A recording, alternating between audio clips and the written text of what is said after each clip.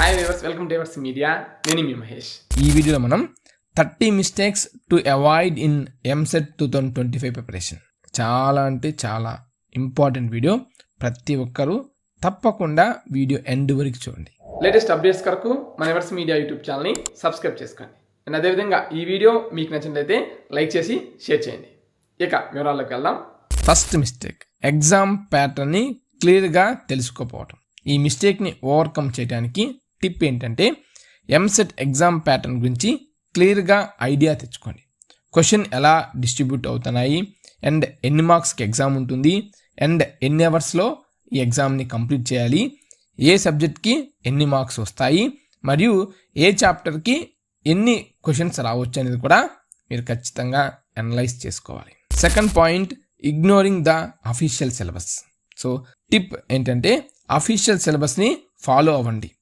అదేవిధంగా కాన్సెప్ట్స్ ఏమున్నాయో తెలుసుకోండి. అసలు ఈ ఇయర్ ఎగ్జామ్కి ఏమేమి సిలబస్ ఉందో కూడా తెలుసుకోవాలి. Third mistake, study plan create చేయకుండా ర్యాండమ్గా చదవటం. సో టిప్ ఏంటంటే, టైం టేబుల్ పెట్టుకోండి, డైలీ గోల్స్ సెట్ చేయండి, అండ్ వీక్లీ ప్రోగ్రెస్ చెక్ చేసుకోండి అనమాట. మీరు ఏం చదువుతున్నారు, ఏం అర్థం చేసుకున్నారు, ఏం చదవలేకపోతున్నారు, ఏ టాపిక్స్ బాగా నేర్చుకుంటున్నారు, కంప్లీట్గా మీరు తెలుసుకోవాలి. అండ్ అదేవిధంగా మీకు ఏ టైంలో ఎక్కువ నేర్చుకోవడానికి అవకాశం ఉంటుంది. కొంతమందికి పగలు, కొంతమందికి మధ్యాహ్నం, కొంతమందికి సాయంత్రం, కొంతమందికి నైట్, కొంతమందికి బాగా ఫుడ్ తిన్నాక ఎక్కువ చదవాలనిపిస్తుంది, కొంతమందికి బాగా ఆకలిగా ఉన్నప్పుడు ఎక్కువ చదవాలనిపిస్తుంది, కొంతమందికి హ్యాపీగా. సో ఒక్కొక్కరి మైండ్ సెట్ ఒక్కోలా ఉంటుంది. సో ఖచ్చితంగా ఆ యొక్క స్టడీ ప్లాన్ని మీరు షెడ్యూల్ చేసుకోవాలి. ఫోర్త్ మిస్టేక్, థియరీ మాత్రమే చదవటం, ప్రాక్టికల్ ప్రాబ్లమ్స్ సాల్వ్ చేయకుండా ప్రిపేర్ చేయటం. ఓవర్కమ్ చేయడానికి థియరీతో పాటు ప్రాబ్లమ్స్ సాల్వ్ చేయండి, ప్రీవియస్ ఇయర్ పేపర్స్ని సాల్వ్ చేయండి to improve speed. Fifth mistake, one book or one coaching class use చేయటం.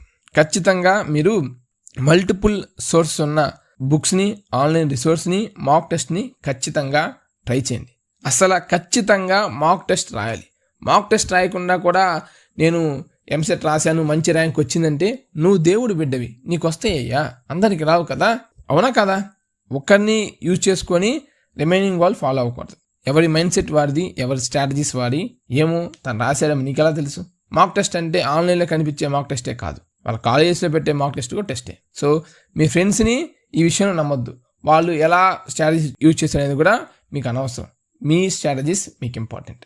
అండ్ సిక్స్త్ మిస్టేక్, డిఫికల్ట్ టాపిక్స్ని స్కిప్ చేయటం, ఈజీగా ఉండే టాపిక్స్ని ఫోకస్ చేయటం. ఎగ్జామ్ టైంలో ఆ టాపిక్ ఏంటి అనేది, మీరు ఆ క్వశ్చన్ ఏంటి, అది ఈజీయా హార్డ్ అనే టైంలోనే మిస్ అయిపోతుంది. సో ఒక టాపిక్ తీసుకుంటే బోత్ ఈజీ అండ్ డిఫికల్ట్ టాపిక్స్ని కూడా కవర్ చేయండి. నెగిటివ్ మార్క్స్ లేవు కదా అనుకుంటే టైం కూడా చాలా important. Seventh mistake, practice papers solve చేయకుండా చదవటం. సో చాలామంది ఈ క్వశ్చన్ ఈజీ అయిపోద్ది, ఇదేముంది ఈ ఫార్ములా చూస్తే ఇది ఫార్ములా వేస్తే అయిపోతుంది, ఓకే a+b² అయిపోద్ది, ఈజీ. a-b² ఇది వచ్చి నాకు అవసరం లేదు. కనీసం a+b² ఫార్ములా, a-b² ఫార్ములా ఏంటి అని కూడా ఆలోచించరు. అదంటే చిన్న ఎగ్జాంపుల్ చెప్తున్నా, మామూలు చెప్తున్నా. ఓకే ఇది ఓకే, ఇది ఈజీ, ఓకే ఇది అనుకుంటే కుదరదు. అట్లీస్ట్ ప్రాక్టీస్ చేస్తేనే చాలా హెల్ప్ అవుతుంది. ఎక్కడ దాకా వెళ్తున్నారు, అట్లీస్ట్ సొల్యూషన్ వస్తుందా రావట్లేదని కూడా మీకు అవసరం. ప్రాబ్లం ఓకే, ఆ ఫార్ములా యూజ్ చేస్తారు, బట్ ఆ ఒక్క ఫార్ములాతో సరిపోతుందా, ఇంకా ఎక్స్ట్రా ఫార్ములాస్ అవసరం అనేది కూడా ఖచ్చితంగా మీరు అనలైజ్ చేసుకోవాలి. Eighth mistake, too many books and study materials gather చేసి కన్ఫ్యూజ్ క్రియేట్ చేయడం. అంటే ఎంసెట్కి మహేష్ చెప్పాడు ఇది బాగుంటుందని, ఇంకోటి చెప్పాడు ఎల్లయ్య, పొల్లయ్య, సోమయ్య, చంద్రయ్య, ఒక్కోడు ఒక బుక్ చెప్తారు. అన్నీ గ్యాదర్ చేసి పెట్టుకోవడం, ఏది చదవకపోవడం. ఖచ్చితంగా కొన్ని సోర్సెస్ని ఫైండ్ చేయాలి, ఏది బెస్ట్ అనేది ఖచ్చితంగా సోర్సెస్ ఫైండ్ చేయడం ఇంపార్టెంట్. మీరు గ్రేట్, గుడ్ ఫైండ్ చేశారు, కానీ అన్నీ గ్యాదర్ చేసినా సరే చదవలేరు. అట్లీస్ట్ కొన్ని గ్యాదర్ చేయండి, అండ్ అట్లీస్ట్ చదవడానికి కూడా ప్రయత్నించండి. సింపుల్గా ఆ పాయింట్కి మీకు ఒక స్ట్రాటజీ చెప్తారు కూడా, focus on quality not quantity. Ninth mistake, review చేయకుండా సేమ్ మిస్టేక్స్ని రిపీట్ చేయడం.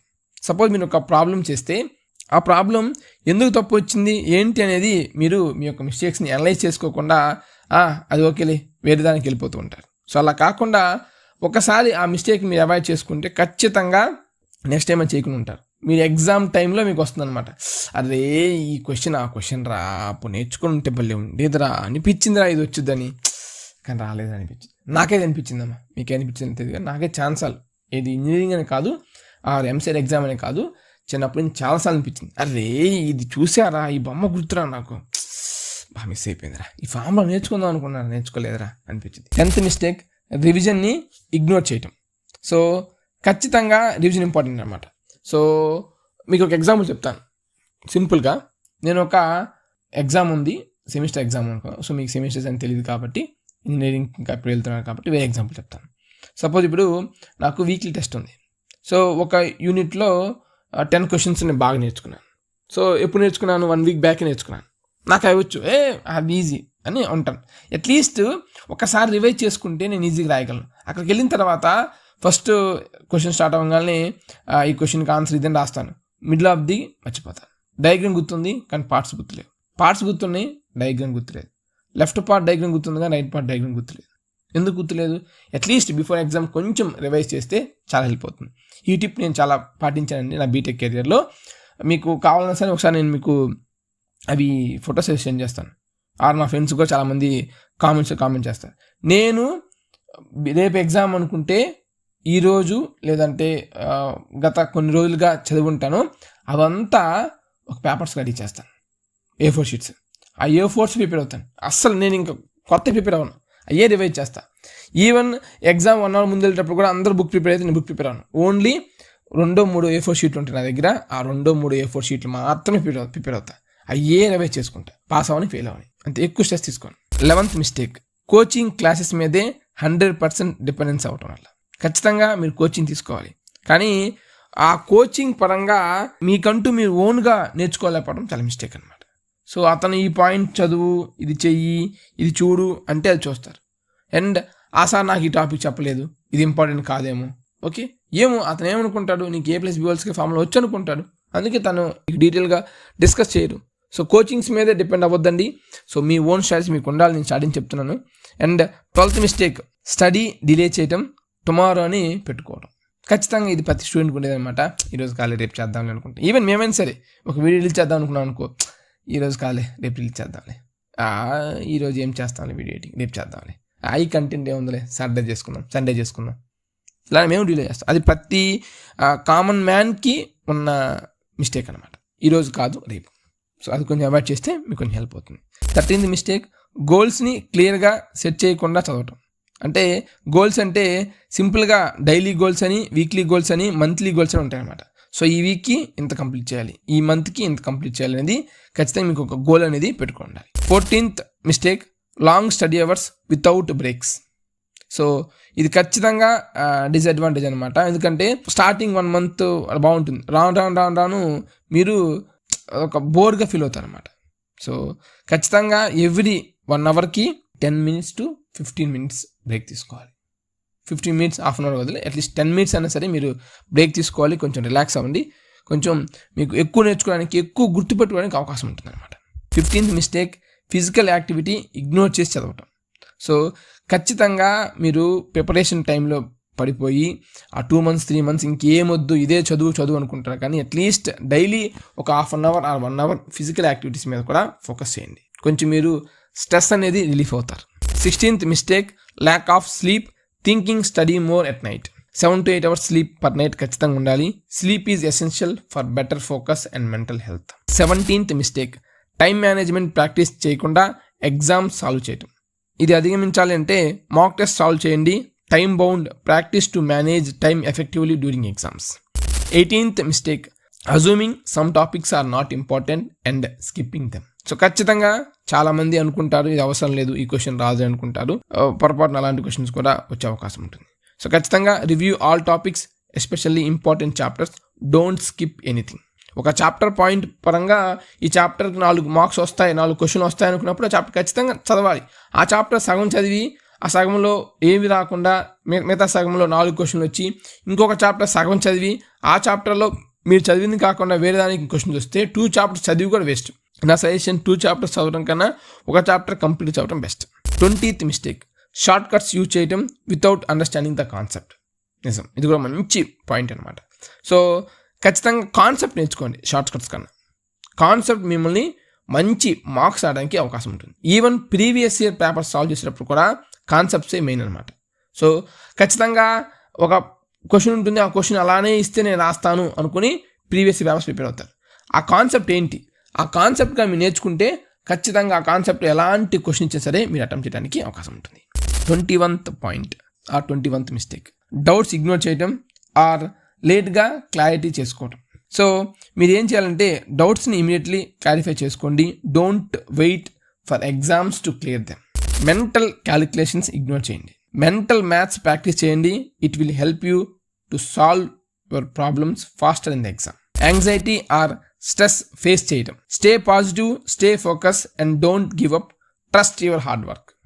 24th mistake, formula and important notes review చేయకుండా స్టడీ చేయడం. ఖచ్చితంగా మీరు ఇంపార్టెంట్ ఫార్ములాస్ని నోట్ డౌన్ చేసుకోండి. అవి ఖచ్చితంగా క్విక్ రివిజన్కి హెల్ప్ అవుతాయి. 25th మిస్టేక్, ప్రీవియస్ ఇయర్ పేపర్స్ని సాల్వ్ చేయకుండా ప్రిపేర్ అవటం. సో ఖచ్చితంగా ప్రీవియస్ ఇయర్ పేపర్స్ని సాల్వ్ చేయండి. అట్లీస్ట్ పాస్ట్ 5 years ప్రిపేర్ చేసుకోండి, మీకు చాలా హెల్ప్ అవుతాయి. 26th మిస్టేక్, ఒకే ప్లాట్ఫామ్ని యూజ్ చేయటం. మాక్ టెస్ట్ చేయడానికి ఒకే వెబ్సైట్ని యూజ్ చేయొద్దు. సో మల్టిపుల్ వెబ్సైట్స్ని యూజ్ చేసుకోండి. డిఫికల్ట్ లెవెల్స్ ద్వారా మీరు మంచి స్కోర్ చేయడానికి అవకాశం ఉంటుంది. 27th mistake, easy topics skip చేయడం, thinking they are not important. So don't skip simple topics, review them regularly to keep them fresh. 28th mistake, overconfidence and thinking I know everything. Stay humble and keep practising. 29th mistake, mock టెస్ట్లో నేను time management చాలా బాగా చేశాను, ఖచ్చితంగా నేను main ఎగ్జామ్లో కూడా time బాగా మేనేజ్ చేస్తాను, సో నేను స్టార్టింగ్ నుంచే వేస్ట్ చేస్తాను, నేను టైం మేనేజ్మెంట్లో కింగుతో పనుకోవద్దు. చెప్పలేం, మాక్ టెస్ట్ అప్పుడు నీకు అన్నీ కూడా ఈజీగా వచ్చుండొచ్చు. ఎండ్ ఆఫ్ ది క్వశ్చన్స్ అనేవి స్టార్టింగ్ క్వశ్చన్స్ కొన్ని కష్టంగా ఉండొచ్చు, కానీ మీరు మెయిన్ ఎగ్జామ్లో కూడా టైం మేనేజ్మెంట్ ఖచ్చితంగా మీరు పాటించాలి. ఓకేనా, మాక్ టెస్ట్ లాగే అనుకోవద్దు. 30th మిస్టేక్, స్కోరింగ్ మీద ఫోకస్ చేయడం, కాన్సెప్ట్స్ నెగ్లెక్ట్ చేయడం. సో ఖచ్చితంగా మీకు ఫోకస్ ఉండాలి స్కోరింగ్ మీద, నేను ఉండదని చెప్పట్లేదు, కానీ కాన్సెప్ట్స్ మెయిన్. వన్స్ మీరు కాన్సెప్ట్స్గా నేర్చుకుని అనుకోండి, ఆటోమేటిక్గా స్కోరింగ్ అనేది మీకు వస్తుంది. All the best for your MCET exam. Thank you. Thanks for watching. For more updates, please do subscribe our Eversmedia YouTube channel.